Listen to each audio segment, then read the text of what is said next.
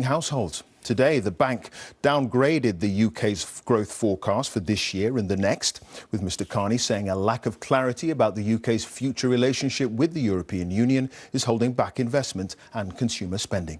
He added that real income growth was at its weakest since the middle of the 19th century. Interest rates will remain at the record low of 0.25%. Here's our business editor, Simon Jack. There hasn't been much summer cheer on the beach in Margate this week. The weather overcast and some bracing headwinds, much like the UK economy. And there was precious little sunshine shed when the Bank of England governor delivered its latest forecast. He said the post-referendum fall in the value of the pound was now beginning to hit home. Households looked through Brexit-related uncertainties initially, but more recently, as the consequences of sterling's fall have shown up in the shops and squeezed their real incomes, they've cut back on spending, slowing the economy. The bank cut its growth forecast for this year from 1.9 to 1.7%. It also downgraded its estimate for next year from 1.7 to 1.6. Meanwhile, it pushed up its inflation forecast, saying it'll rise from 2.6% now to peak around 3% later this year, while wage rises remain stuck at 2%.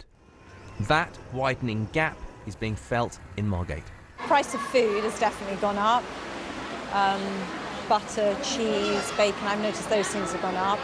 And yeah, I mean, wages aren't going up in line with inflation. Bus, transport, everything is so expensive now. So I drive now, and even then, like, car insurance has gone up.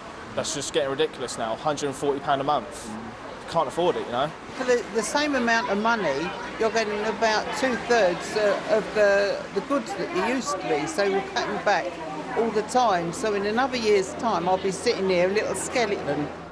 Brexit was the theme that ran through everything the governor said today. The post-referendum fall in sterling has pushed up prices. That in turn is affecting consumer confidence, and businesses faced with uncertainty are not making investments they otherwise would have made. And all of those pressures are combining to affect the UK economy's long-term ability to grow. Business investment is still likely to grow below historic averages, with adverse consequences for productivity, capacity, and wages. For many, however, the bank's pronouncements are not only too downbeat, but also stray too far into politics. Well, we should take the Bank of England's forecast with a pinch of salt. They're notoriously bad at forecasting. And then, of course, we have Project Fear Mark II, the Bank of England, the CBI and the Treasury Department are all ganging up again to make us frightened of Brexit. Even the bank's own staff are unhappy about wages. It's only when pay starts to catch up with prices that we may see interest rates rise. That's not expected till next year. Simon Jack, BBC News. One of the most senior judges in Britain says society will have blood